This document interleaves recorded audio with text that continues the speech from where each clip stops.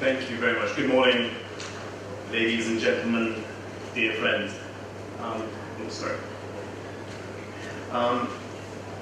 You're probably wondering, why is this guy called...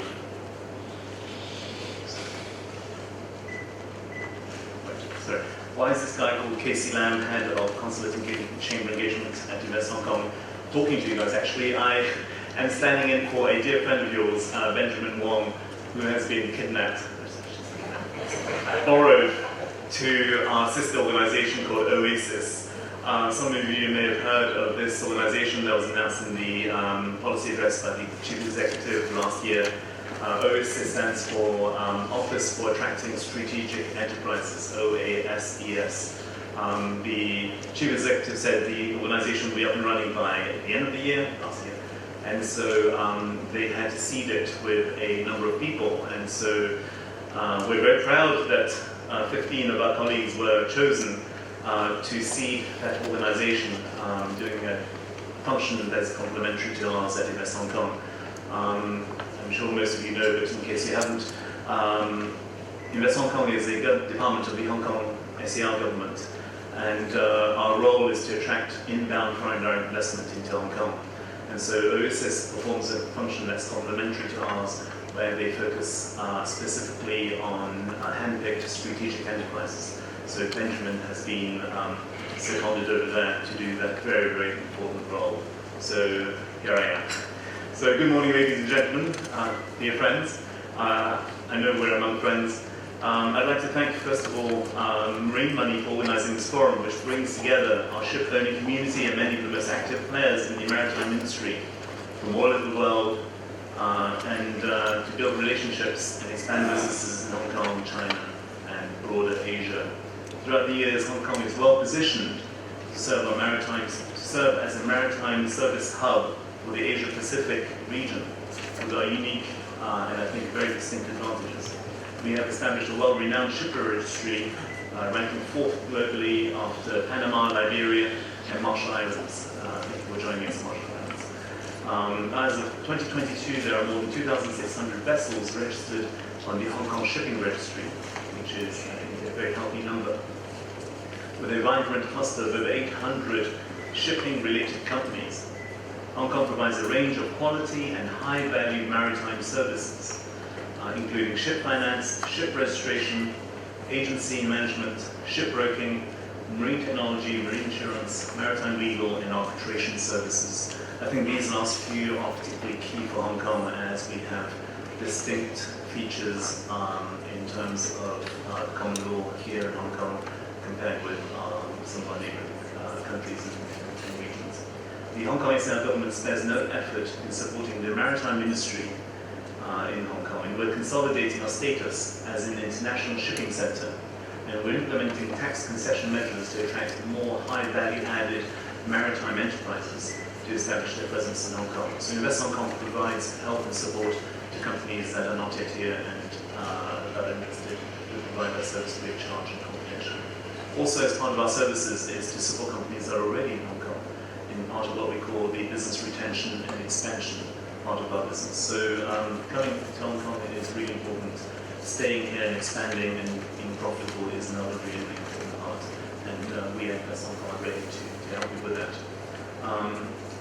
We are actively promoting the development of a smart port to strengthen the competitiveness of our port, setting up a port community system to facilitate the flow and sharing of data among operators and other stakeholders.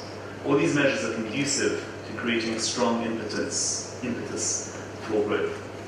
A strong financial services cluster is essential for the development of ship finance. In this regard, Hong Kong has unique advantages in light of the concentration of banks providing financing services to the shipping community. Hong Kong has a low and simple tax regime. It is also well poised to offer new financial products specifically designed for the shipping industry, taking advantage of its strong capital market and a wide range of available financing options. As I said, InvestHK is here to strengthen Hong Kong's status as a leading international business location in Asia. Building on our historical and institutional professional foundation, we see great potential for us to collaborate with regional and international maritime markets So it has to bring value to business. Value is really what we're about. Hong Kong is not a cheap place to do business, but we believe Hong Kong brings value to the table, and I think that's a key differentiator.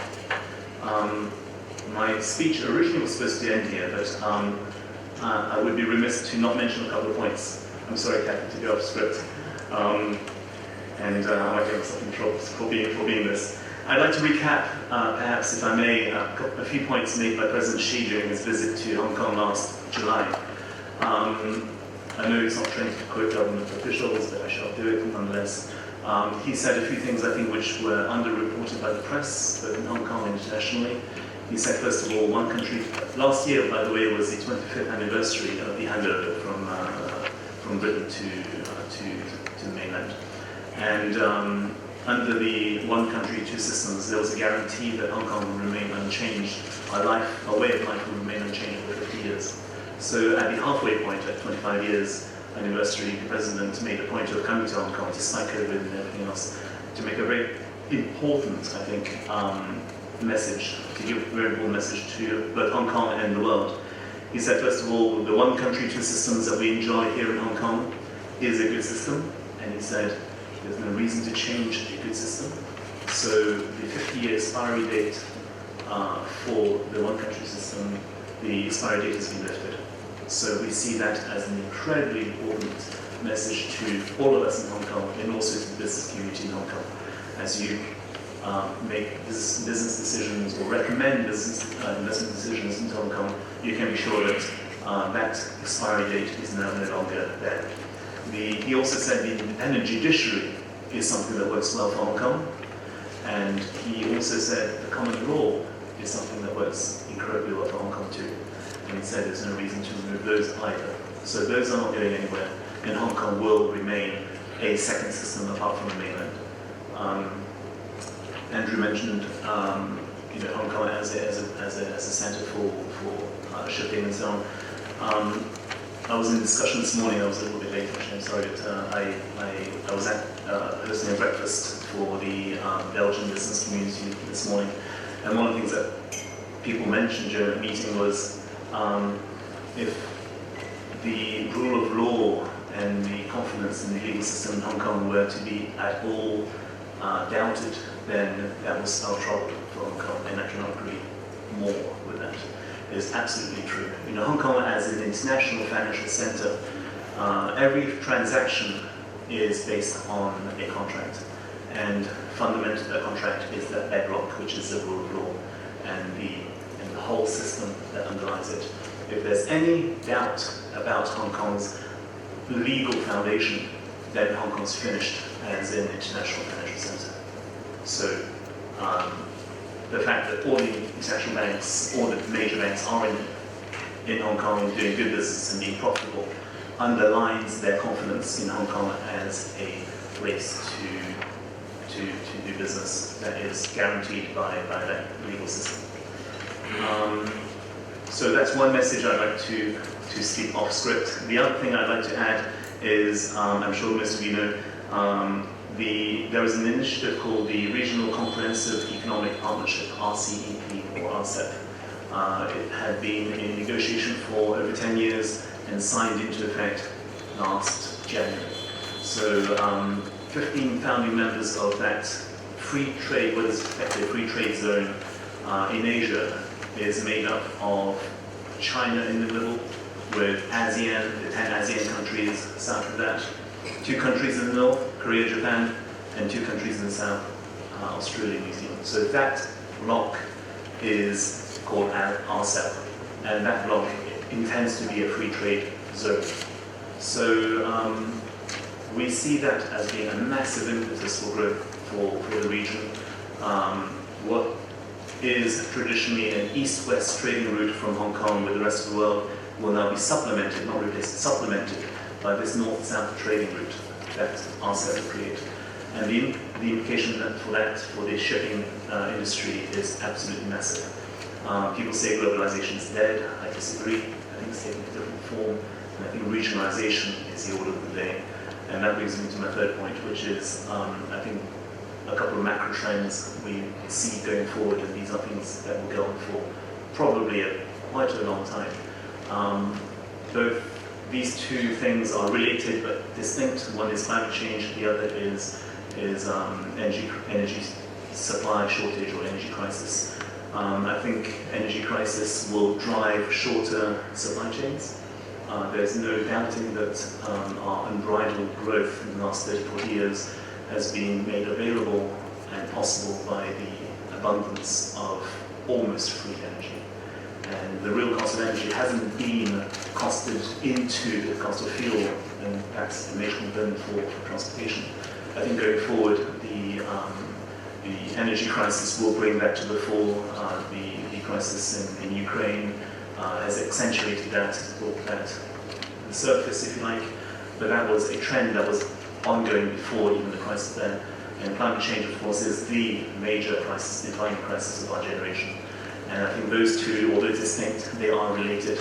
And I think as a shipping industry, we have a very major role in shaping how we consume and transport and make things available in the future. So I'll pause there. Kathy, you may rest. Easy now. So I'll come back. I'm closing my parenthesis. So in closing, I'd like to express my sincere thanks to Marine Money again, the organizer, and also to all the speakers, all you guys, for your time. I hope you have a fruitful conference. And for those of you who have come from overseas, a very warm welcome to Hong Kong. I really hope you enjoy our city. And I really hope that one last appeal to all of you. If you have, I think all of us are here because we love Hong Kong. If you have colleagues, headquarters, management that are outside Hong Kong, perhaps you could suggest to your headquarters to hold their next management meeting here in Hong Kong, next board meeting in Hong Kong. I think there's nothing quite like seeing and breathing and touching the thing. And so having those people come to Hong Kong, I hope will give them confidence that Hong Kong is the right place for them to do business in the future. So with that, thank you very much.